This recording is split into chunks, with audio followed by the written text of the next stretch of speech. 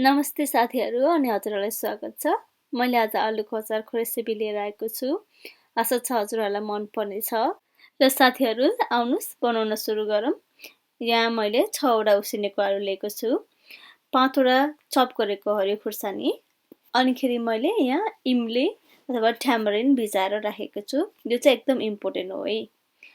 साथसाथै यहाँ mustard oil म 2 टेबल स्पुन जति लिन्छु। बेसार आधा चम्चा, तुलो खुर्सानी आफ्नो स्वाद अनुसार, मेथी आधा चम्चा, रातो खुर्सानी आफ्नो स्वाद अनुसार मैले चाहिँ यहाँ 4 वटा लिएको छु।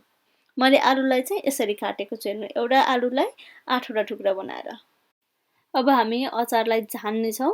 झान्नको लागि मैले यहाँ तोरीको तेल 2 टेबल स्पुन, ठुलो टेबल स्पुनको 2 टेबल स्पुन लिएको छु।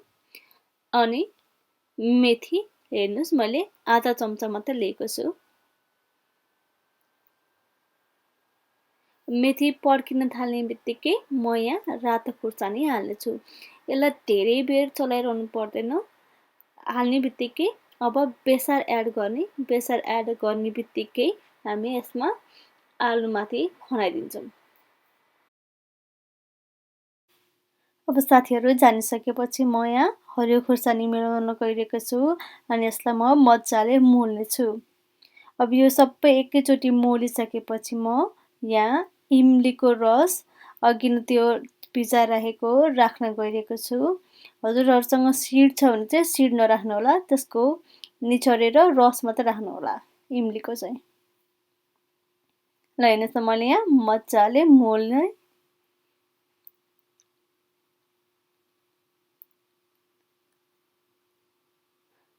अनि इमलीको रस राखिदिएँ। अब म पालैपालोसित यहाँ खुर्सानी, यहाँ मैले 1 ठुलो चम्चा र अलिकति खुर्सानी लिएको छु। खुर्सानी चाहिँ आफ्नो स्वाद अनुसार लिनु होला अनि नुन पनि आफ्नो स्वाद अनुसार राख्नु होला। अब यति राखेपछि साथीहरू मजाले मोल्दिनुस्। ख्याल गर्नुपर्ने कुरा, यहाँहरूले तिल राख्नु पर्दैन। यो आलुको अचारलाई चाहिँ तिल राख्नु पर्दैन। ओहो, हेर मेरो त मुखबाट पानी आयो साथीहरू। आशा छ हजुरहरूले पनि यो रेसिपी ट्राई गर्ने हुनेछ।